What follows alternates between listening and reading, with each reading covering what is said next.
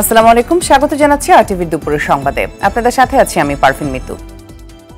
রাষ্ট্র সংস্কার, নির্বাচন কমিশন পুনর্গঠন, ভোটার তালিকা হালনাগাদ শেষে 18 মাস পর দেশে জাতীয় নির্বাচন অনুষ্ঠিত হতে পারে। প্রধান উপদেষ্টা ডক্টর মোহাম্মদ ইউনূস এমন ব্যাখ্যা দিয়েছেন বলে জানান তার প্রেস সচিব শফিকুল আলম। বাংলাদেশের নতুন যাত্রায় মার্কিন ব্যবসায়ীদের অংশীদারিত্ব চেয়েছেন অন্তর্বর্তী সরকারের প্রধান উপদেষ্টা। অন্তর্বর্তী সরকারের প্রতি পূর্ণ সমর্থন জানিয়েছেন জাতিসংঘের মহাসচিব অ্যান্তোনিও গুতেরেস।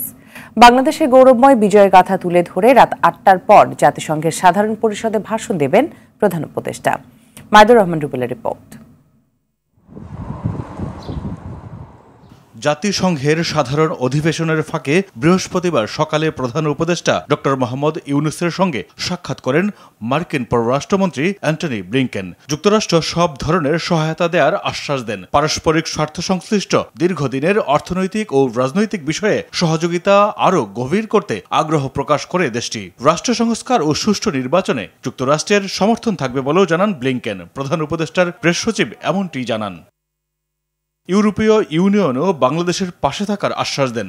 অন্তর্বর্তী সরকারের প্রতি পূর্ণ সমর্থন প্রকাশ করেন জাতিসংঘের মহাসচিব অ্যান্তোনিও গুতেরেস। তিনি বলেন, জাতিসংঘ বাংলাদেশের সংস্কারে সহায়তা করতে প্রস্তুত। নিউ ইয়র্কে জাতিসংঘের সদর দপ্তরে এ বৈঠক অনুষ্ঠিত হয়। জলবায়ু পরিবর্তন, বাংলাদেশের 17 কোটি মানুষের উপর এর প্রভাব, রোহিঙ্গা সংকট ও জুলাই আগস্টের গণ আন্দোলনে নৃশংস তদন্তে জাতিসংঘের অনুসন্ধান মিশনের বিষয় নিয়ে আলোচনা হয়।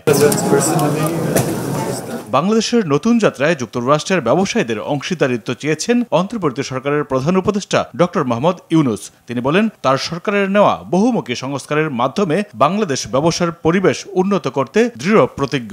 নিউ ইয়র্কে একটি হোটেলে ব্যবসায়ীদের সঙ্গে বৈঠকে প্রধান উপদেষ্টা এসব কথা বলেন। ডক্টর ইউনূস বলেন, বিনিয়োগ পরিবেশ কিভাবে আরো উন্নত করা যায়, নতুন যাত্রায় যুক্তরাষ্ট্রের অংশীদারিত্ব চায় বাংলাদেশ। তিনি বলেন, বাংলাদেশ শুধু 17 কোটি মানুষের বাজার নয়, এটি দ্রুত বিশ্বের শীর্ষ 10টি ভোক্তা বাজারের একটি হিসেবে বিকশিত হতে যাচ্ছে। বাংলাদেশ কৌশলগতভাবে দক্ষিণ ও দক্ষিণ পূর্ব এশিয়া এবং চীনের 300 কোটি মানুষের বাজার ধরার সম্ভাবনাময় জায়গায় রয়েছে। পরে আন্তর্জাতিক অপরাধ আদালতের প্রসিকিউটর কারিম এ খান প্রধান উপদেষ্টা অধ্যাপক মোহাম্মদ ইউনূসের সাথে সাক্ষাৎ করেন। সে সময় জুলাই অভ্যুত্থানের ছাত্র জনতা হত্যার বিবরণ তুলে ধরেন ডক্টর ইউনূস। জাতিসংঘের সাধারণ অধিবেশনের ফাঁকে নেদারল্যান্ডসের প্রধানমন্ত্রী ডিক সুফের সাথে দ্বিপাক্ষিক আলোচনা করেন ডক্টর ইউনূস। সাক্ষাৎ করেন ইউরোপীয় ইউনিয়নের president Ursula von der Leyen ও এইচএসবিসির সিইওর সাথে। মাইদুর রহমান রুবেল, আরটিভি, ঢাকা। অভাব অনটনের সংসারে বাবা মানসিক ভারসাম্যহীন। দরিদ্র মা কোনো মতে ছেলেকে পড়ালেখা করিয়েছে। স্বপ্ন দেখেছিলেন ছেলে বড় হলে সংসারের হাল ধরবে, কিন্তু বিধি বাম। ছাত্র অবস্থাতেই বৈষম্য বিরোধী ছাত্র আন্দোলনের সময় সরকারি গাড়িতে পিষ্ট হয়ে মৃত্যু হয় শিক্ষার্থী মাহবুব আলমের। এতে শোকে বিহ্বল পরিবার। শেরপুর থেকে মগনিউর রহমান মনির রিপোর্ট, জানাচ্ছেন ইমরুল কায়েস। চোখে ছিল বিশ্বজয়ের স্বপ্ন, ছিল দরিদ্র পরিবারের হাল ধরার প্রত্যয়, অথচ আজ সবটাই যেন ফিকে। স্বপ্ন পূরণের আগেই পৃথিবীর মায়া ছেড়ে চলে গেলেন পরপারে। এমনটাই ঘটে বৈষম্য বিরোধী ছাত্র আন্দোলনে নিহত কলেজ শিক্ষার্থী মাহবুব আলমের সঙ্গে। গেল 4 আগস্ট শেরপুর শহরের কলেজ মোড় এলাকায় বৈষম্যবিরোধী ছাত্র আন্দোলনের মিছিলে প্রশাসন ও আইনশৃঙ্খলা রক্ষাকারী বাহিনীর দ্রুতগতির গাড়ির চাপায় নিহত হন মাহবুব আলম। মানসিক ভারসাম্যহীন দরিদ্র মিরাজ আলীর 5 সন্তানের মধ্যে চতুর্থ মাহবুব। তবে অভাবের সংসারে হাল ধরতে কলেজে পড়া অবস্থায় শুরু করেন চাকরি করা। স্বপ্ন দেখেন পরিবারের অভাব অনটন কাটিয়ে স্বাবলম্বী হওয়ার। সবটাই যেন এখন স্বপ্ন রয়ে গেল। সন্তানের শোকে কাঁদতে কাঁদতে মা, বোন ও স্বজনদের চোখের পানি যেন শুকিয়ে গেছে। একটা প্রকল্প থেকে চাকরি হয়েছিল, আমার ছেলে বলছে, মা তোমার এখন কোনো দুঃখ নাই, তোমার কষ্ট নাই, তুমি অনেক কষ্ট করে আঙ্গুরে পালছো। যারা আমার ছেলেরে হত্যা করছে, আমি ওই ম্যাজিস্ট্রেটের গাড়ি ভিডিওতে দেখছি, আমার ছেলের উপরে তুলে দিছে। আমি ওই গাড়িতে যারা যারা ছিল তাদেরই সঠিক বিচার চাই সবার কাছে, ওদের যেন ফাঁসি হয়। ওরে প্রত্যেকটা যারা আমার ওই গাড়িতে ছিল তারাই আমার ভাইয়ের খুনি, তারাই দোষী। আর প্রকৃত খুনি যারা, তাদের জন্য নির্মম দৃষ্টান্তমূলক শাস্তি হয়, তাদের কঠোর শাস্তি হবে। মেধাবী শিক্ষার্থী মাহবুবের এমন হত্যার সুষ্ঠু বিচার দাবি স্বজনদের। ডিসি সাহেবের গাড়ি সহ পুলিশের গাড়ি এরা গাফিলতি কইরা অনর্থক এই হত্যাকাণ্ডের সঙ্গে যে জড়িত সবটির আমরা সূক্ষ্ম বিচার চাই। ডিসি সাহেবের অর্ডারে গাড়ির ড্রাইভারে এমন উড়ায়া গাড়ি ছাড়ছে, বাম্পার দিয়া বাড়ি দিয়া চটকায়া দিছে, চটকায়া ফালাই দিয়ে মারছে। এগরে দেশবাসীর টান বিচার চাই, রাষ্ট্রপতির টান বিচার চাই। আমার এই ভাইয়ের হত্যাকাণ্ডে যারা প্রকৃত দোষী এবং যাদের নির্দেশনায় এই হত্যাকাণ্ড গণমিছিলের উপরে প্রশাসন সংগঠিত করছে তাদের জন্য সুস্থভাবে বিচার করা হয়। সবারই কম্পিউটার শিখাইতো, বাইতো শিখাইতো, কলেজ হান দিছে শিখাইতো। মাহবুব হত্যায় জড়িতদের বিচারে বর্তমান সরকার পদক্ষেপ নেবে এমনটাই প্রত্যাশা এলাকাবাসীর। ইমরুল কায়েস, RTV। স্বৈরাচার শেখ হাসিনা পতন আন্দোলনে আহত নিহতদের সহযোগিতায় রাষ্ট্রের পাশাপাশি গুরুত্বপূর্ণ ভূমিকা রাখছে বিভিন্ন সামাজিক ও রাজনৈতিক সংগঠন। তেমনই একটি সংগঠন বিএনপি চেয়ারম্যান তারেক রহমানের পৃষ্ঠপোষকতায় গঠিত আমরা বিএনপি পরিবার। এ পর্যন্ত হতাহতদের 2 শতাধিক পরিবারকে আর্থিক ও মানবিক সহায়তা দিয়েছে সংগঠনটি। খান আলামিনের রিপোর্টে থাকছে বিস্তারিত। মোহাম্মদপুরের নূরজাহান রোডে শহীদ সৈকতের বাসায় কয়েকদিন আগে ছুটে যান বিএনপির সিনিয়র যুগ্ম মহাসচিব রুহুল কবির রিজভী। উদ্দেশ্য, আমরা বিএনপি পরিবারের পক্ষ থেকে সাহায্য পৌঁছে দেয়া। রিজভী এই সংগঠনের প্রধান উপদেষ্টাও। যারা নিহত হচ্ছেন, যারা আহত হয়েছে, কারো চোখ নাই, কারো পা নাই, এই স্বৈরাচারী ফ্যাসিজমের শিকার হয়ে যারা নিপীড়িত নির্যাতিত হয়েছে তাদেরকে তাদের সাধ্য অনুযায়ী সেখান থেকে চেয়ারম্যানের নির্দেশনায় আমরা সেই সমস্ত বাসায়, সেই সমস্ত পরিবারের কাছে আমরা সেখানে ছুটে যাই। সেখানে আমাদের সাধ্য অনুযায়ী এই সংগঠনের যে সাধ্য অনুযায়ী চেয়ারম্যানের সেই শুভেচ্ছা এবং তার যে সহমর্মিতা আমরা সেই বাসায় গিয়ে আমরা পৌঁছে দিই। 2010 সালে শেখ হাসিনা সরকারের সময় গুম, খুন, হামলা, মামলা ও বিভিন্ন আন্দোলনে আহত হওয়া পরিবারের সদস্যদের পাশে দাঁড়াতে বিএনপি ভারপ্রাপ্ত চেয়ারম্যান তারেক রহমানের পৃষ্ঠপোষকতায় আমরা বিএনপি পরিবারের যাত্রা। এরই ধারাবাহিকতায় স্বৈরাচার শেখ হাসিনা পতন আন্দোলনে আহত নিহতদের পরিবারের সদস্যদের পাশে দাঁড়াচ্ছে সংগঠনটি। গুম হয়েছে, খুন হয়েছে সারা বাংলাদেশে এবং সাধারণ মানুষ যারা ভিকটিম হয়েছে এই সরকারের আমলে তাদের পাশে থাকার জন্যই আমরা এই মূলত এই সেলটা কাজ করে। যারা আর্থিকভাবে সচ্ছল তাদের কাছে আমরা বার্তা পৌঁছে দিচ্ছি, আর যারা একটু অসচ্ছল, একটু গরিব ফ্যামিলি, তাদের কাছে আমরা যে চেয়ারম্যান স্যারের অনুদান প্লাস বার্তাটা পৌঁছে দিচ্ছি। বিএনপির বার্তা, চেয়ারম্যান স্যারের বার্তা এবং জনতা তারেক বার্তা নিয়ে আমরা সবার কাছে যাব। এখন পর্যন্ত শতাধিক আহত আন্দোলনকারীর পাশে দাঁড়িয়েছে সংগঠনটি। কারো বাড়িতে গিয়ে, কারো বা হাসপাতালে পৌঁছে দেওয়া হচ্ছে সহযোগিতা। ছাত্র জনতার আন্দোলনের শহীদ 1/2 শতাধিক পরিবারকে দেওয়া হয়েছে আর্থিক সহায়তা। সারা দেশে এই পর্যন্ত আমরা দিনাজপুর গিয়েছি, বগুড়া গিয়েছি, সিলেট গিয়েছি, নোয়াখালী গিয়েছি, ফেনী গিয়েছি, ঢাকা চষে বেড়াচ্ছি এবং মেয়েরা হসপিটালে চিকিৎসা নিচ্ছেন না। আমরা হসপিটাল থেকে বাড়ি বাড়ি যে এই শিশু বাচ্চা এবং যারা বাড়ি বাড়ি চিকিৎসা নিয়ে তাদের বাড়ি বাড়ি খবর নিয়েছি। বাড়ি বাড়ি আমরা আমাদের যৎসামান্য হেলথ এবং জনাব তারেক রহমানের বার্তা পৌঁছে দিচ্ছি। আমরা বিএনপি পরিবারের লক্ষ্য আর্থিক বিবেচনায় সব শহীদ পরিবারকে সহযোগিতা দেয়া, পাশাপাশি প্রয়োজন অনুযায়ী আন্দোলন সংগ্রামে আহতদের পাশে দাঁড়ানো। খান আলামিন, RTV, ঢাকা। বর্তমান সরকার ছাত্র জনতার আন্দোলনের ফসল, তাই জনগণের আকাঙ্ক্ষা বাস্তবায়ন করা অন্তর্বর্তী সরকারের দায়িত্ব, এমন মন্তব্য করেছেন বিএনপির স্থায়ী কমিটির সদস্য ডাক্তার AZM জাহিদ হোসেন। সকালে রাজধানীর মহাখালীতে ইনস্টিটিউট অব হেলথ টেকনোলজি মিলনায়তন ফার্মাসিস্ট সমাবেশে তিনি বলেন, মানুষের আকাঙ্ক্ষা বাস্তবায়নে বিলম্ব হলে অন্তর্বর্তী সরকারের বিরুদ্ধেও জনগণ ফুঁসে উঠতে পারে। স্বাস্থ্য খাতকে এগিয়ে নিতে সবাইকে একসঙ্গে কাজ করার আহ্বানও জানান তিনি। প্রশাসনের সর্বত্র আওয়ামী লীগের প্রেতাত্মারা বসে আছে অভিযোগ করে তিনি বলেন, তাদের বহাল রেখে স্বাস্থ্য খাতে সংস্কার সম্ভব নয়।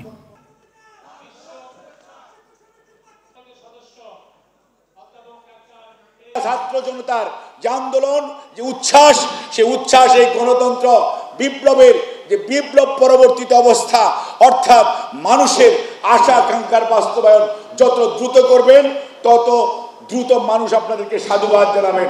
যত দেরিতে করবেন মানুষ কিন্তু আবারও আপনাদের বিরুদ্ধেও ফুঁসে উঠতে পারে। বিষয়টা খেয়াল রাখবেন। এদিকে ছাত্র জনতার বিপ্লবকে নস্যাৎ করতে পরাজিত ফ্যাসিবাদী শেখ হাসিনা তার বিদেশি প্রভুদের নিয়ে অপচেষ্টা চালাচ্ছেন, এমন অভিযোগ করেছেন দৈনিক আমার দেশ পত্রিকার সম্পাদক ডক্টর মাহমুদুর রহমান। দীর্ঘ 6 বছর প্রবাস জীবন কাটিয়ে তুরস্ক থেকে সকালে দেশে ফিরে বিমানবন্দরে অভিযোগ করেন তিনি। দেশের স্বার্থে সবাইকে ঐক্য ধরে রাখার আহ্বান জানিয়ে তিনি বলেন, যে বিপ্লব অর্জিত হয়েছে তা যেন দীর্ঘমেয়াদী হয়। হাসিনা সরকার তাকে উদ্ভূত মামলায় অন্যায়ভাবে 7 বছরে সাজা দিয়েছে উল্লেখ করে মাহমুদুর রহমান জানান, শতাধিক মামলা দেওয়া হয়েছে তার নামে। এসব মামলা আইনিভাবে মোকাবেলা করার কথাও জানান তিনি। পরাজিত ফ্যাসিবাদ বিদেশে বসে তার বিদেশি বন্ধু, বিদেশি প্রভু, তার কোনো বিদেশি বন্ধু নাই, তার বিদেশি প্রভু এবং বাংলাদেশের এজেন্টদের দিয়ে বিপ্লবকে নস্যাৎ করার অপচেষ্টা চালাচ্ছে। আপনাদের কাছে আমার সনির্বন্ধ অনুরোধ, একজন সিনিয়র সিটিজেন হিসেবে এবং আপনাদের লড়াইয়ের সাথী হিসেবে আমার অনুরোধ যে আপনাদের মধ্যে যেন কোনো অনৈক্য না আসে, কোনো রকম অনৈক্যের ফাটল ধরে যেন ফ্যাসিবাদ আবার বাংলাদেশে মাথাচাড়া না দিয়ে উঠতে না পারে। বাংলাদেশের মানুষ আর কোনো চাঁদাবাজ, লুটেরা ও চরিত্রহীন রাজনীতিবিদ দেখতে চায় না বলে মন্তব্য করেছেন জামায়াতের নায়েবে আমির সৈয়দ আব্দুল্লাহ মোহাম্মদ তাহের। সকালে রাজধানীর ইঞ্জিনিয়ার্স ইনস্টিটিউট মিলনায়তনে এক অনুষ্ঠানে তিনি বলেন, যারা লক্ষ লক্ষ কোটি টাকা পাচার করেছে তাদের আর কখনো দেশ চালানোর অধিকার নাই। প্রশাসনে আওয়ামী লীগ সরকারের দোসরদের অবিলম্বে সরানোর দাবিও জানান জামায়াতের এই নেতা।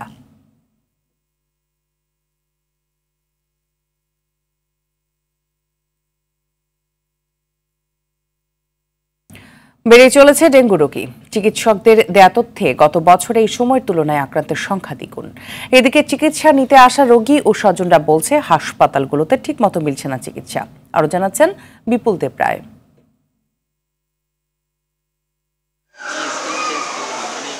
এই চিত্র রাজধানীর প্রতিটি হাসপাতালে।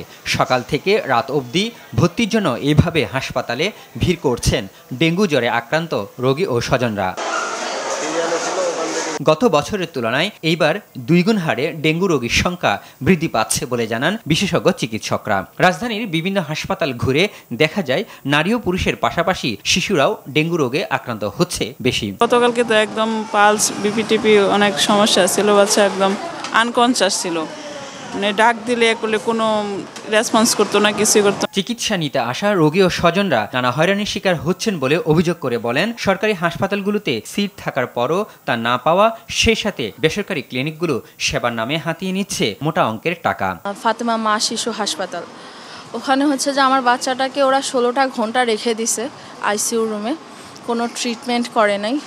ইভেন কোনো ঘুমের ওষুধ দিয়ে আমার বাচ্চাটাকে আরও অসুস্থ করে ফেলছে। আবার এখানে আসি, ডক্টরদের অনেক রিকোয়েস্ট করার পর তারপর হচ্ছে কি একটা বেড পাইছি আমরা। ওনার আবার এইখানে একটা লোক চাকরি করে, পরে বলছে যেভাবে হোক এই জায়গায় একটা সিট দিতেই হবে। আমাদের হরানি করিয়ে পরে এই ধরেন এই সিটটা লাস্টে দিছে। শ্যামলী সিটি কেয়ার জেনারেল হাসপাতাল, ওই জায়গায় নিয়ে যায়। এই জায়গায় নিয়ে যাওয়ার পরে মানে আমাদেরকে প্রথমত বলছে শুধু 4,500 টাকা বেড বিল। 24 ঘন্টা আমরা থাকি নাই, আমাদেরকে মানে বিল দিতে হয়েছে আপনার 23,850 টাকা। ঢাকা শিশু হাসপাতালে রোগীর স্বজনরা জানায়, সেবার মান ভালো হলেও নেই পরিচ্ছন্নতা।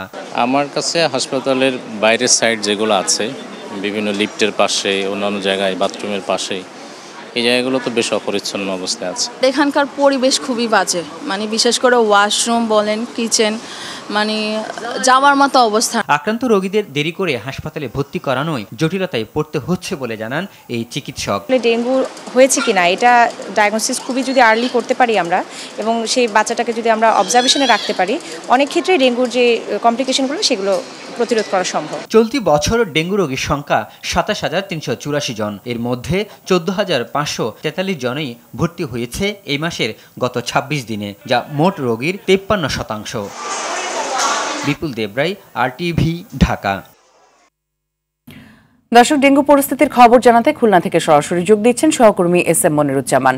মনির, খুলনায় ডেঙ্গু সংক্রমণ কেমন আর মশা নিধনে সিটি কর্পোরেশনের কার্যক্রম কেমন দেখছেন?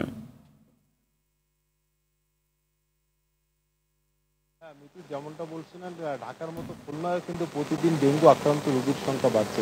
এই বছর এই পর্যন্ত 538 জন ডেঙ্গু আক্রান্ত রোগী খুলনার বিভিন্ন মেডিকেল কলেজ হাসপাতালে ভর্তি হয়েছেন, তার মধ্যে কিন্তু 512 জন সুস্থ হয়ে ফিরে গিয়েছেন। এই মুহূর্তে খুলনায় মোট 26 জন ডেঙ্গু আক্রান্ত রোগী ভর্তি রয়েছে।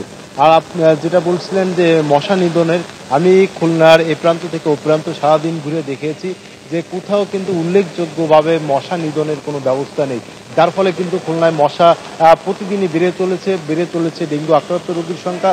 আপনারা জানেন যে খুলনায় কিন্তু এই মুহূর্তে মেয়র না থাকার কারণে এবং কারণে কিন্তু অনেক কাউন্সিলর আগে থেকেই দায়িত্ব পালন করেন, তারা বিভিন্ন মামলায় জড়িয়ে তারা পলাতক ছিলেন, যার ফলে কিন্তু খুলনার নগরবাসী মশা নিধন থেকে বঞ্চিত রয়েছে এবছর, যার ফলে কিন্তু খুলনায় প্রতিদিনই মশা বাড়ছে। সেই সঙ্গে কিন্তু খুলনার যে সকল মেডিকেল কলেজ হাসপাতালে রোগীরা ভর্তি রয়েছেন তারাও কিন্তু ভালো সেবা পাচ্ছেন না বলে অভিযোগ করেছেন। তারা অনেকেই বলেছেন ডেঙ্গু ওয়ার্ড না থাকার কারণে তারা ভালো সেবা পাচ্ছেন না। এমনকি খুলনা মেডিকেল কলেজ হাসপাতালে আজ কয়েকজন সাংবাদিক ছবি তুলতে গেল, ডাক্তার এবং তাদের কর্মরত আরো কিছু লোক ছবি তুলতেও দেয়নি বলে অভিযোগ দিয়েছে।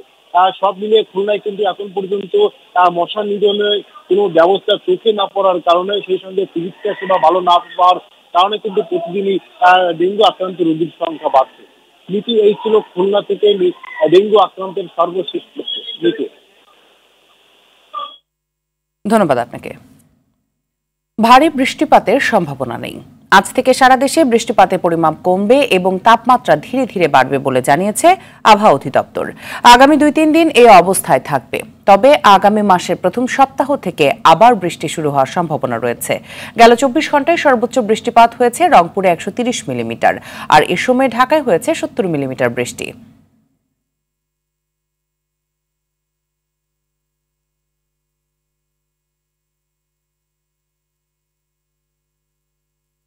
আগামী 2 থেকে 3 দিন ক্রমান্বয়ে তাপমাত্রা কিন্তু বৃদ্ধি পাবে, বৃষ্টিপাতের পরিমাণও আর আস্তে আস্তে কমে যাবে। কিন্তু আগামী মাসের শুরুর দিকে, বিশেষ করে অক্টোবর মাসের শুরুর দিকে কিন্তু সারা দেশেই বৃষ্টিপাতের পরিমাণ আবার বৃদ্ধি পাবে। তখন আবার হয়তো তাপমাত্রা ক্রমান্বয়ে কিছুটা কমে আসতে পারে। বিপুল উৎসাহ উদ্দীপনার মধ্য দিয়ে পালিত হচ্ছে বিশ্ব পর্যটন দিবস। কর্মসূচির অংশ হিসেবে আগারগাঁওয়ে বাংলাদেশ পর্যটন কর্পোরেশনে শোভাযাত্রা শেষে বেসামরিক বিমান পরিবহন ও পর্যটন সচিব বেগম নাসরিন জাহান বলেন, দেশের পর্যটন শিল্পকে স্থানীয় থেকে জাতীয় ও আন্তর্জাতিক পর্যায়ে এগিয়ে নিতে হবে। আরও জানাচ্ছেন শাকিলা করিম। পর্যটনের মাধ্যমে একটি দেশ, সংস্কৃতি ও মানুষের মধ্যে ইতিবাচক মনোভাব তৈরি হয়, সৃষ্টি হয় সমঝোতা ও বন্ধুত্ব। সকল সহিংসতার অবসান ঘটিয়ে একটি সৌহার্দ্যপূর্ণ পরিবেশ সৃষ্টিতে পর্যটনের ভূমিকা অপার। দিবসটি উপলক্ষে আগারগাঁওয়ের পর্যটন ভবনের সামনে এক বর্ণাঢ্য র্যালি বের করা হয়। এ সময় বেসামরিক বিমান পরিবহন ও পর্যটন সচিব বলেন, লোকাল থেকে গ্লোবাল পর্যন্ত দেশের পর্যটন শিল্পকে এগিয়ে নিতে হবে। গ্রাসরুট থেকে শুরু করে গ্লোবাল লেভেল পর্যন্ত আমরা ছড়িয়ে দিতে পারি। পর্যটন শুধু লোকাল নয়, পর্যটনের অনেকগুলো স্তর আছে, লোকাল, রিজিওনাল, গ্লোবাল। আমরা চাই একেবারে শুরু থেকে গ্লোবাল পর্যন্ত এটা ছড়িয়ে যাক। বাংলাদেশ একটি অনন্য সাধারণ পর্যটন গন্তব্য। আলোচনা সভায় বেসামরিক বিমান পরিবহনের চেয়ারম্যান বলেন, অর্থনৈতিক উন্নয়ন, কর্মসংস্থান সৃষ্টির মাধ্যমে দেশের ইমেজ বিল্ডিং এ পর্যটন শিল্পের ভূমিকা বিশাল। বাংলাদেশ পর্যটন কর্পোরেশন লিড নিয়ে প্রাইভেট সেক্টরকে যদি সাথে করে এগিয়ে নিয়ে যেতে পারে, তাহলে কিন্তু আমরা আর অনেক দূর এগিয়ে যাব, কারণ এখানে প্রাইভেট সেক্টরের একটা বড় ভূমিকা আছে আজকের এই অবস্থায় আসার জন্য। এ খাতে সব রকম সহযোগিতা বাড়ানোর আশ্বাস দেন জনপ্রশাসন মন্ত্রণালয়ের সিনিয়র সচিব। দীর্ঘদিনের চিন্তা ভাবনা না করার কারণে বড় কিছু চিন্তা করতে পারি না। এখন থেকে আমি কোথাও গেলে আগে দেখবো হেড টেবিলে কে থাকবে, বাজেট কি, কারা কারা ঘোষণা, এটা না হলে আমি কোনো জায়গায় যাবো না। আজকে আমি এখন এখান থেকে কাজে দেবো, তার আগে আমি সময়টা দিয়েছি, because I love this organisation. বাংলাদেশকে এশিয়ার অন্যতম পর্যটন গন্তব্যে পরিণত করে সরকারের পাশাপাশি বেসরকারি উদ্যোক্তাদের এগিয়ে আসার আহ্বান জানান বক্তারা। সবাইকে সাদর আমন্ত্রণ। শাকিলা করিম, RTV, ঢাকা।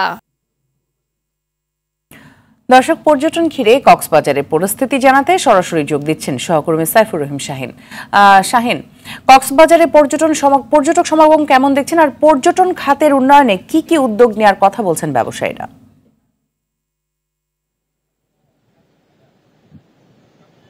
হ্যাঁ মিতু, আমি এখন রয়েছি কক্সবাজার সমুদ্র সৈকতের কলাতলি বিচ পয়েন্টে। আমি যেখানে বেশ কিছু তারকামানের হোটেল রয়েছে, হোটেল সাইমন বিচ সহ অনেকগুলো তারকামানের হোটেল এখানে রয়েছে। আমি দেখতে পাচ্ছি এই বছর যে পর্যটন দিবসের যে অনুষ্ঠানের যে আয়োজনটা একেবারে গতবারের চেয়ে একটু ব্যতিক্রম দেখা যায়, কিন্তু গতবার অনেক বর্ণিল আকারে যে পর্যটন দিবস পালিত হয়েছিল, কিন্তু এবার তেমন সাদামাটা আয়োজন ছিল।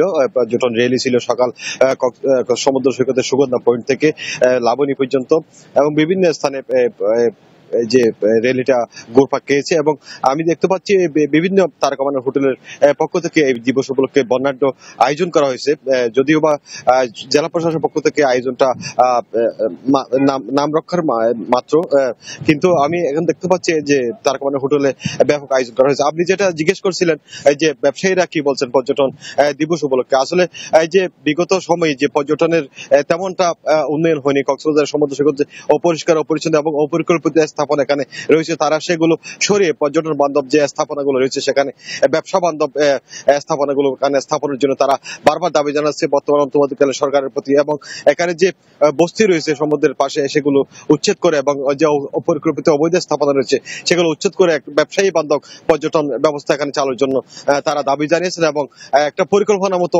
অন্তর্বর্তী সরকারকে এই যে পর্যটন ব্যবসার সম্প্রসারণের জন্য তারা দাবি জানিয়েছেন।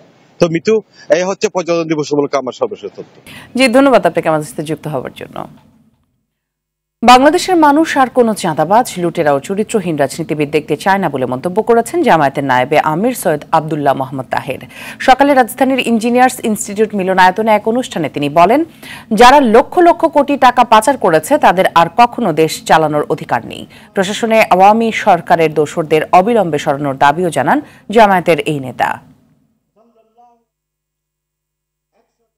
বিগত শাসকরা এখানে জমি রেখেছে, সেই স্তূপ পরিপূর্ণভাবে পরিষ্কার করো স্বল্প সময় সম্ভব নয়, কিন্তু কতিপয় জিনিসকে আপনাদের অগ্রাধিকার দিয়ে কাজ করতে হবে।